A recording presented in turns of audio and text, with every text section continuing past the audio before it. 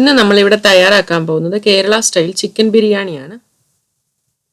ഇനി അതിനാവശ്യമായിട്ടുള്ള സാധനങ്ങൾ എന്തൊക്കെയാണെന്ന് നോക്കാം. കഴുകി വൃത്തിയാക്കിയ ചിക്കൻ 1 കിലോ, സവാള നീളത്തിൽ അരിഞ്ഞത് 4 എണ്ണം, ഇഞ്ചി ഒരു ചെറിയ കഷ്ണം, വെളുത്തുള്ളി 7 അല്ലി, പച്ചമുളക് എരിവിനനുസരിച്ച്, തക്കാളി ഒരു വലുത് ചെറുതായി അരിഞ്ഞത്, മുളക് പൊടി 1.5 ടീസ്പൂൺ, ചിക്കൻ മസാല 2 ടീസ്പൂൺ, പെരിഞ്ജീരകവും കുരുമുളകും കൂടി പൊടിച്ചത് 1 ടീസ്പൂൺ, മഞ്ഞൾപ്പൊടി 1/2 ടീസ്പൂൺ, മല്ലിയില 1 പിടി, പുതിനയില 1 പിടി, ഉപ്പ് ആവശ്യത്തിന്, പൈനാപ്പിൾ ചെറുതായി നുറുക്കിയത് 1/4 കപ്പ്, എണ്ണ അല്ലെങ്കിൽ നെയ്യ് ആവശ്യത്തിന്, ബസ്മതി അരി 3.5 കപ്പ്, വെള്ളം അരി വേവിക്കാൻ ആവശ്യമുള്ളത്, ഉണക്കമുന്തിരി വറുത്തത് 1 ടേബിൾ സ്പൂൺ, കാഷ്യൂനട്ട് വറുത്തത് 1 ടേബിൾ സ്പൂൺ. ഇനി അരി വേവിക്കുമ്പോൾ ഇടാനുള്ള മസാല എന്തൊക്കെയാണെന്ന് നോക്കാം. സർവ്വസുഗന്ധി 2 ഇല, ജാതിപത്രി 1 എണ്ണത്തിന്റെ പകുതി, ഏലക്ക 5 എണ്ണം ചതച്ചത്, കറുവപ്പട്ട 1 ഇഞ്ച് കനത്തിലുള്ളത്, കുരുമുളക് 1/2 ടീസ്പൂൺ, പെരിഞ്ജീരകം 1 ടീസ്പൂൺ, ഗ്രാമ്പു 5 എണ്ണം, തക്കോലം 1 എണ്ണം, തൈര് 1/4 കപ്പ്. ഇനി നമുക്കിത് എങ്ങനെയാണ് തയ്യാറാക്കുന്നതെന്ന് നോക്കാം. ആദ്യം തന്നെ നമ്മൾ കുക്ക് ചെയ്യുന്ന പാത്രത്തിലേക്ക് ചിക്കൻ എല്ലാം കൂടെ നിരത്തിയിട്ട് അതിലേക്ക് ഇഞ്ചി, വെളുത്തുള്ളി, പച്ചമുളക് 3 കൂടെ അരച്ച് പേസ്റ്റ് ആക്കിയിട്ട് അതിലേക്ക് ഒഴിച്ചു കൊടുക്കാം. പിന്നെ ഇനി ബാക്കി മസാലകൾ ഓരോന്നായിട്ട് ചേർത്ത് കൊടുക്കാം. ഉപ്പ്, മഞ്ഞൾപ്പൊടി, ചിക്കൻ മസാല അല്ലെങ്കിൽ ബിരിയാണി മസാല, പിന്നെ മുളക് പൊടി. ഇനി ചെറുതായി നുറുക്കിയ പുതിനയില, മല്ലിയിലയും കൂടെ ഇട്ട് കൊടുക്കാം. ഇതിനോടൊപ്പം തന്നെ നമ്മൾ കുക്ക് ചെയ്യുന്നതിന് വേണ്ടിയിട്ടുള്ള എണ്ണ അല്ലെങ്കിൽ നെയ്യ് അതും കൂടെ ചേർത്ത് കൊടുക്കാം. ഇനി ഇത് നന്നായിട്ട് കൈവച്ചൊന്ന് മിക്സ് ചെയ്യണം.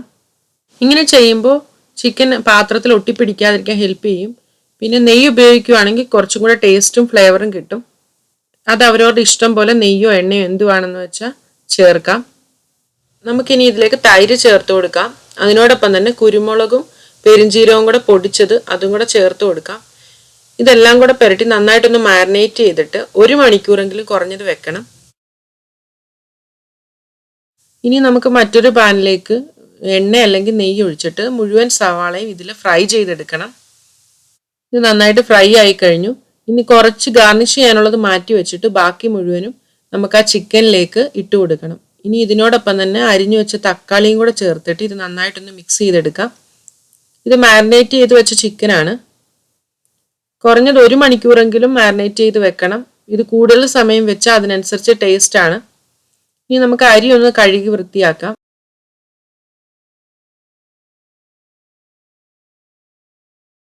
ഇനി നമുക്കിതൊരു വലിയ പാനിൽ നിറച്ച് വെള്ളം ഒഴിച്ചിട്ട് ഉപ്പും ബാക്കി എല്ലാ മസാലയും കൂടി ഇട്ട് കൊടുക്കാം. എന്നിട്ട് അതൊന്ന് ഇളക്കിയിട്ട് അതിലേക്ക് കഴുകി വെച്ചിരുന്ന അരിയും കൂടെ ചേർത്ത് കൊടുക്കാം. നമ്മളിത് 2 പാർട്ടായിട്ടാണ് വേവിക്കുന്നത്. ഇതിപ്പം പകുതി വേവിച്ചിട്ട് അതിനുശേഷം ബാക്കി നമ്മൾ ചിക്കനോടൊപ്പം ഇട്ടാണ് വേവിക്കുന്നത്. അത് കാരണം ഇതൊരു പകുതി വേവാകുമ്പോൾ ഇതെടുത്ത് അരി കുറച്ചെടുത്ത് മാറ്റി വെക്കണം. അതിനുശേഷം ഒരു 1/4 വേവാകുമ്പോൾ ബാക്കി അരിയും കൂടെ മാറ്റി വെക്കണം. അടച്ചു വെച്ചാണ് വേവിക്കുന്നത്. നമുക്കിനി ചെക്ക് ചെയ്യാം. ഇതിപ്പം ഏകദേശം പകുതി വേവായി കഴിഞ്ഞു. ഇതിപ്പം നമ്മൾ ഒരു അരി എടുത്തിട്ട് കയ്യിൽ ഇങ്ങനെ ഒന്ന് സ്മാഷ് ചെയ്യുമ്പോൾ 2ആയിട്ട് ഒടിഞ്ഞു വരും. ഈ ഒരു സ്റ്റേജിൽ അതിൽ നിന്ന് കുറച്ച് പകുതി ചോറെടുത്ത് മാറ്റി വെക്കാം. നമ്മളിപ്പോൾ പകുതി വേവായ ചോറെടുത്ത് മാറ്റി വെച്ചു. ഇനി അതുകൂട്ട് ഒരു 3 മിനിറ്റ് അല്ലെങ്കിൽ 4 മിനിറ്റും കൂടെ വേവിക്കുമ്പോൾ ബാക്കിയുള്ള ചോറ് ഒരു 1/4 പരുവം വേവാവും. അതും കൂടെ നമ്മൾ ഇതുകൂട്ട് ഡ്രെയിൻ ചെയ്ത് മാറ്റി വെക്കണം. പ്രത്യേകം ശ്രദ്ധിക്കണം, നമ്മളിത് 2 പാർട്ടായിട്ടാണ് കുക്ക് ചെയ്തിരിക്കുന്നത്. ഇത് ചോറ് ഫുള്ളായിട്ട് കുക്ക് ചെയ്യേണ്ട ആവശ്യമില്ല. ഇനി നമ്മൾ മാരിനേറ്റ് ചെയ്ത് വെച്ച ചിക്കൻ ഒരു 2 മിനിറ്റ് നേരം മീഡിയം ഫ്ലെയിമിൽ ഒന്ന് കുക്ക് ചെയ്യണം. അതിന് ശേഷം തീ ഓഫ് ചെയ്ത് വെക്കണം.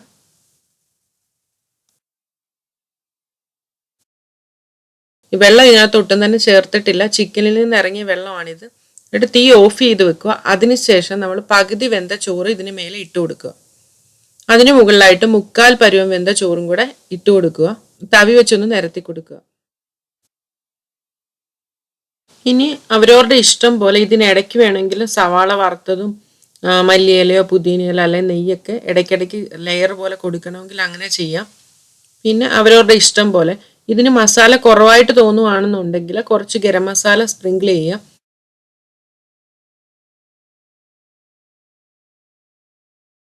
ഇനി നമുക്ക് ഇതിന് മുകളിലായിട്ട് വറുത്ത് വെച്ചിരിക്കുന്ന സവാള ചേർത്ത് കൊടുക്കാം. അതിനോടൊപ്പം തന്നെ കാഷ്യൂനട്ട്, മുന്തിരി ഇതെല്ലാം ഇട്ട് കൊടുക്കാം.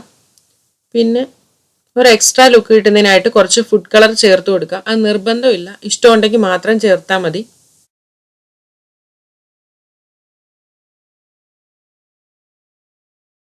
ഇനി അതിന് മുകളിലായിട്ട് മല്ലിയിലയും പുതിനയിലയും അരിഞ്ഞത്, പൈനാപ്പിൾ ചെറുതായി നുറുക്കിയതൊക്കെ ഇട്ട് കൊടുക്കാം. പിന്നെ നല്ല ഫ്ലേവർ കിട്ടുന്നതിനായിട്ട് കുറച്ച് നെയ്യും കൂടെ ഒഴിച്ചു കൊടുക്കാം.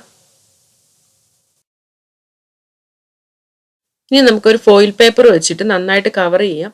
ഒട്ടും തന്നെ എയർ പുറത്തു പോകാത്ത രീതി ടൈറ്റായിട്ട് കവർ ചെയ്യണം. അതിൻ്റെ അടപ്പും കൂടെ വെച്ചിട്ട് ഇനി എന്തെങ്കിലും വെയിറ്റും കൂടെ മുകളിൽ വെക്കാം. ഇതൊരു 5 മിനിറ്റ് നേരം ഹൈ ഫ്ലെയിമിൽ കുക്ക് ചെയ്യണം. അതിനുശേഷം 15 മിനിറ്റ് നേരം ലോ ഫ്ലെയിമിൽ കുക്ക് ചെയ്യണം. പിന്നെ ഓഫ് ചെയ്തിട്ട് ഒരു 15 മിനിറ്റ് നേരം ആ അടുപ്പിൽ തന്നെ സൂക്ഷിക്കുക. ചുവട് കട്ടിയുള്ള പാത്രം തന്നെ ഉപയോഗിക്കണം, ഇല്ലെന്നുണ്ടെങ്കിൽ കുക്ക് ചെയ്യുമ്പോൾ അത് അടിയിൽ ഒട്ടിപ്പിടിക്കും. ഇതിപ്പം 35 മിനിറ്റ് കഴിഞ്ഞു. ഇനി നമുക്ക് എന്തായി നോക്കാം. ഇപ്പം അതിനുള്ളിലുള്ള എയറെല്ലാം നന്നായിട്ട് തങ്ങി നിൽപ്പുണ്ട്. എപ്പോഴും നമ്മൾ കുക്ക് ചെയ്തതിന് ശേഷം, ഇപ്പം റൈസ് ബിരിയാണിയൊക്കെ കുക്ക് ചെയ്തതിന് ശേഷം ഒരു 10-15 മിനിറ്റ് നേരം അതിൽ തന്നെ കുറച്ചു നേരം തണുക്കാൻ വെക്കണം. ഇല്ലെങ്കിൽ ആ ചോറെല്ലാം പെട്ടെന്ന് കുഴഞ്ഞു പോകും.